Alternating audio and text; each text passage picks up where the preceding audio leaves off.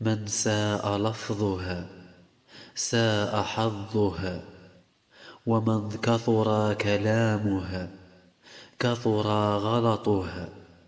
وكل إنسان موزون بمعدنها، وخير الناس من زانته أخلاقها.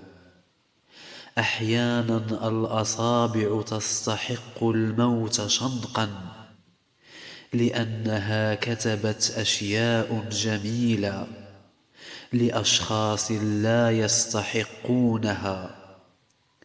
كل الخسائر ربح طالما النتائج كرامة. الحياة كتابة في دفتر الأيام، ليس المهم إن كان خطك رائعا، المهم أن تترك في دفتر الأيام ما يستحق القراءة. لا تجعل من الرخيص خصما لك، فمن الناس من لا يستحق أن يكون بينك وبينه حتى اختلاف وجهات نظر.